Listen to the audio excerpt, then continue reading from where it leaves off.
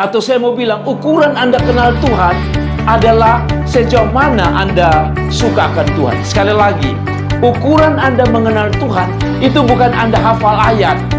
Ukuran Anda mengenal Tuhan itu bukan karena setiap hari Minggu Anda bergereja. Ukuran Anda mengenal Tuhan, sekali lagi, ukuran kalau mengenal Tuhan adalah satu, apakah engkau makin suka dengan Tuhan atau tidak. Baik, shalom. Selamat malam, selamat kita berjumpa lagi di malam yang luar biasa ini. Malam ini adalah malam yang kesekian kalinya kita kembali berada dalam malam renungan sebelum kita tidur. Ibu bapak sekalian yang diberkati Tuhan, setiap kita tahu tentang Tuhan. Kalau bicara tentang Tuhan, kita punya pemahaman masing-masing. Tetapi renungan malam hari ini kiranya memberi kita sebuah pencerahan baru, khusus di masa-masa sulit seperti ini, di masa-masa pergumulan kita masing-masing. Saya mau baca satu ayat di dalam Mazmur 73 ayat yang ke-28. Mazmur 73, Bapak Ibu perhatikan di sini. Mazmur 73 ayat yang ke-28 saya baca untuk kita sekalian. Tetapi aku suka dekat pada Allah. Aku menaruh tempat perlindunganku pada Tuhan Allah, supaya dapat menceritakan segala pekerjaannya. Sekali lagi, Mazmur 73 ayat 28. Tetapi aku suka dekat pada Allah. Aku menaruh tempat perlindungan pada Tuhan Allah, supaya dapat menceritakan segala pekerjaannya. Demikian jauh pembacaan firman Tuhan untuk kita. Ada 3 hal mengenai pemahaman kita tentang Allah. Siapa Allah kita? Siapa Allah kita? Saya bertanya kepada saudara, siapa Allah kita? Tentu setiap orang akan berkata Allah adalah pencipta, Allah adalah penyelamat, Allah adalah sumber berkat. Mungkin saudara bisa jawab seperti itu. Tapi dari 3 ayat ini kita bisa belajar 3 hal mengenai Allah. Bagaimana kita belajar memahami tentang Allah. Dari 1 ayat ini kita dapat 3 hal mengenai Allah bagi kehidupan kita. Jadi tema adalah mengenal Allah untuk kehidupan kita. Mengenal Allah untuk kehidupan rohani kita. Mengenal Allah untuk kehidupan jiwa dan roh kita. Ada 3 hal yang saya bisa pelajari dari kerinduan sang pemazmur. Dari ayat ini saya belajar, atau kita semua harus belajar, bahwa kita tidak hanya bisa ekstrim punya Allah, tapi kita harus mengalami 3 hal ini. Yang pertama, Allah harus menjadi kesukaan kita. Buat apa kita tahu tentang Allah, tapi Allah tidak menjadi kesukaan kita? Jadi, poin pertama dari ayat ini, yang pertama, dengan mengetahui Allah, maka yang pertama, Allah harus menjadi kesukaan kita. Sekali lagi, Mazmur 73 ayat 28 berkata, tapi aku suka dekat pada Allah. Jadi yang pertama, Allah bukan hanya harus dipercayai. Allah bukan hanya Allah yang harus diandalkan. Tapi Allah harus menjadi kesukaan kita. Saudara-saudaraku yang diberkati Tuhan, Allah harus menjadi kesukaan kita yang paling terbaik dalam hidup kita. Kita tentu punya makanan kesukaan. Kita tentu punya hobi kesukaan. Kita tentu punya pekerjaan kesukaan kita. Kita tentu punya karir kesukaan kita. Kita tentu punya barang-barang kesukaan kita. Tetapi di atas semua itu, jangan sampai itu telah mengambil kesukaan kita akan Tuhan. Sebab kesukaan akan Tuhan harus melebihi semua yang kita punya. Berkat, kedudukan, pangkat, nama besar, semua harus di belakang dari kesukaan kita akan Tuhan. Inilah yang disebut orang yang mengenal Tuhan.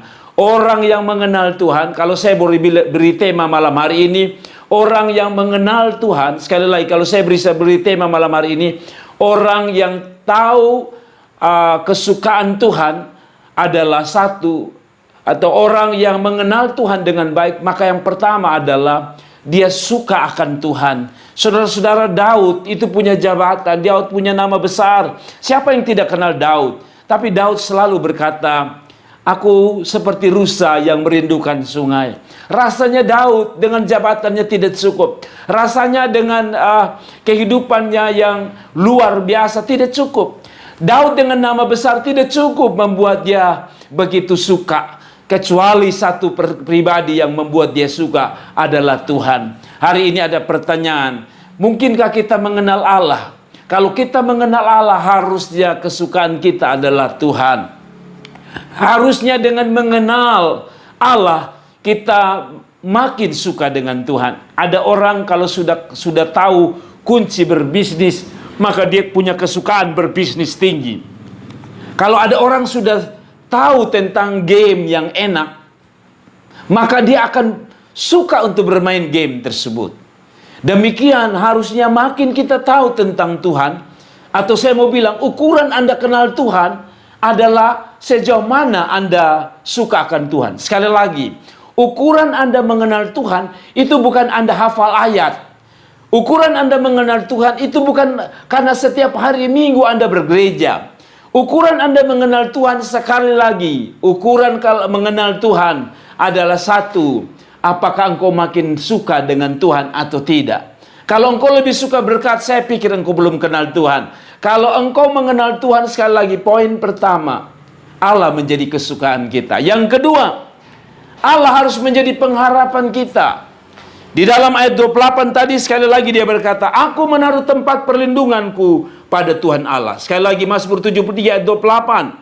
Aku menaruh tempat perlindunganku pada Tuhan Allah. Orang yang mengenal Tuhan, sekali lagi, tadi kalau orang yang mengenal Tuhan pertama, dia harus menjadikan Allah kesukaan. Maka yang kedua, orang yang mengenal Tuhan akan menjadikan Allah sebagai tempat bergantung, tempat berharap, tempat bergantung penuh kepada Tuhan. Ibu bapak sekalian, makin Anda tahu kemampuan papamu, anak-anak, makin engkau tahu kemampuan orang tuamu, maka semakin besar harapanmu pada orang tua. Makin kecilnya engkau tahu tentang orang tuamu, maka makin kecil pun harapan saudara. Kalau saudara tahu, kenal bahwa papamu misalnya seorang pebisnis kaya luar biasa, maka Anda yakin Anda bisa berharap kepada dia, bukan? Nah, Allah pun demikian. Kalau engkau kenal dia dengan baik, engkau tahu dengan dia, maka engkau akan berharap kepada dia. Saya kembali pada cerita Daud dan Goliat, Bapak Ibu Saudara yang diberkati Tuhan. Daud tidak kenal siapa itu Goliat, tapi Daud kenal baik Tuhan. Sekali lagi, orang yang akan berharap Tuhan adalah orang yang mengenal Allah. Orang yang mengenal Allah selalu akan belajar untuk berharap. Sekali lagi, ciri orang yang mengenal Tuhan, hidupnya akan bergantung dan berharap kepada Tuhan. Sekali lagi, saya kembali pada cerita Daud. Daud tidak mengenal Goliat. Sebab kalau dia tahu tentang Goliat secara lengkap, saya yakin dia takut. Tapi dia lebih mengenal Allah.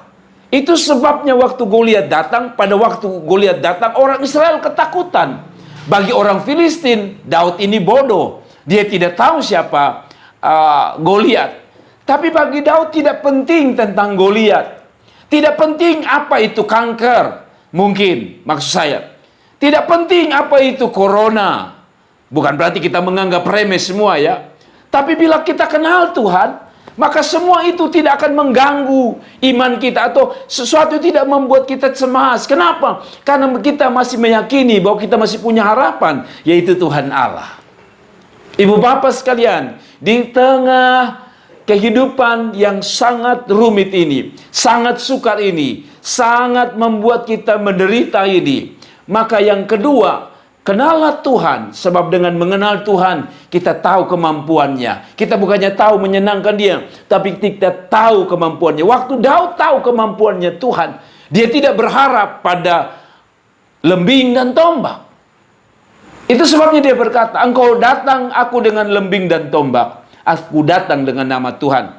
Kenapa Daud berani berharap kepada Tuhan? Sebab Daud kenal siapa Tuhannya. Orang yang tidak bisa berharap Tuhan, orang yang tidak suka berharap Tuhan, biasanya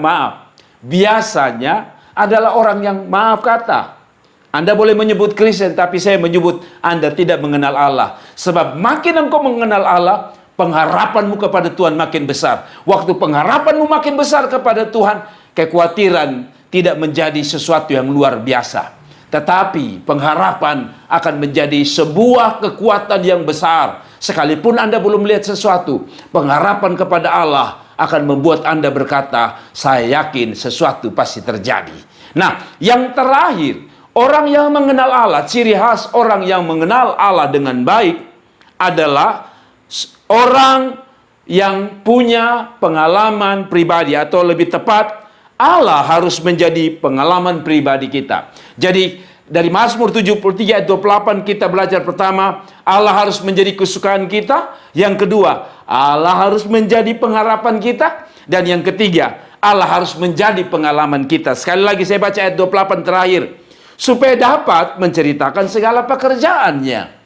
Pemazmur tidak hanya mengenal Allah, dan itu Allah menjadi kesukaan dia. Pemazmur tidak hanya mengenal Allah, itu sebabnya Allah menjadi pengharapannya.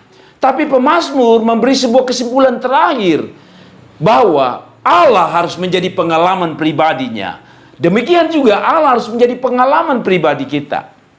Dikatakan sekali lagi, supaya dapat menceritakan pekerjaannya. Bagaimana pemazmur bisa cerita tentang perbuatan Tuhan kalau dia tidak mengalaminya? Bagaimana pemazmur bisa menceritakan tentang kebesaran Tuhan? Dan bagaimana dia bisa berharap kalau dia tidak punya pengalaman pribadi dengan Tuhan? Ibu bapak, di tengah corona atau apapun pergumulan Anda, di tengah persoalan serumit apapun, ingat, kita mengenal Allah dengan baik, kesukaan kita adalah Tuhan, dan pengharapan kita akan Tuhan. Maka saya percaya waktu kita berharap pada Tuhan, akan ada pengalaman-pengalaman pribadi dengan Tuhan.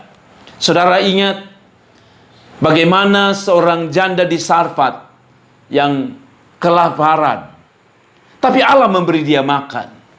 Bagaimana orang Israel bisa melihat sulitnya hidup berjalan di padang gurun, tapi mereka dapat melihat Allah dapat memberi mereka makan mana dari sorga, dan memberi mereka burung puyuh untuk dimakan dagingnya. Apa artinya? Pada waktu mereka tidak bisa minum, Musa tinggal menunjuk batu itu dan air keluar. Saya mau bilang sama saudara, Allah harus jadi pengalaman pribadi. Allah tidak bisa hanya sekedar teori. Ada orang berkata bahwa, atau saya mau bilang sama saudara, kalau saudara tidak punya pengalaman dengan Tuhan, maka saudara akan menjadi orang yang kecewa. Yesus hanya akan menjadi teori dalam hidup saudara. Itu sebabnya mengapa orang berkata begini, kenapa ada orang yang meninggalkan iman gara-gara perut? Menurut saya, karena dia tidak punya tiga hal tadi. Allah tidak menjadi kesukaan dia, Allah bukan pengharapan dia, dan yang terakhir, dia tidak punya pengalaman dengan Tuhan. Orang yang punya pengalaman langsung dengan Tuhan, pengalaman pribadi dengan Tuhan, adalah orang yang sulit meninggalkan imannya. Sekali lagi, orang yang punya pengalaman pribadi dengan Tuhan, adalah orang yang tidak akan gampang mudah kecewa dengan Tuhan, tapi sekaligus orang yang akan kuat imannya di dalam Tuhan. Saya setuju bahwa pengalaman pribadi dengan Tuhan tidak selamanya sesuatu yang hebat. Ayub memiliki pengalaman yang hebat dengan Tuhan justru pada waktu dia susah. Saudara-saudaraku, Marta dan Maria punya pengalaman tentang Tuhan waktu mereka susah, waktu Lazarus mati. Saya meyakini bahwa pengalaman memang tidak harus sesuatu yang menyenangkan, tapi kita dapat melihat Allah di tengah persoalan. Para murid bisa punya pengalaman di tengah kepahitan atau di tengah badai hidup. Waktu mereka tidak bisa menghentikan badai, Allah menjadi pengalaman. Saudara-saudaraku, pada waktu mereka tidak ada ikan untuk dimakan, saudara tahu, Allah menjadi pengalaman, atau pengalaman itu membuat mereka mengerti tentang Allah. Allah tidak boleh jadi teori. Kalau tidak, khotbah pendetamu akan membosankan. Kalau tidak, Alkitab akan membosankan bagi saudara. Tapi kalau saudara baca, saudara mengalami Tuhan, maka dengar baik-baik, pengalaman itu akan membuat, pertama, Anda bukan hanya mengenal Tuhan. Dari pengalaman itu Anda akan semakin suka dekat dengan Tuhan. Yang kedua, pengalaman itu akan membuat Anda semakin berharap dan bergantung sama Tuhan. Dan yang terakhir, mengenal Allah membuat kita punya pengalaman pribadi dengan Tuhan. Saya tidak tahu corona ini selesai, apapun ceritanya.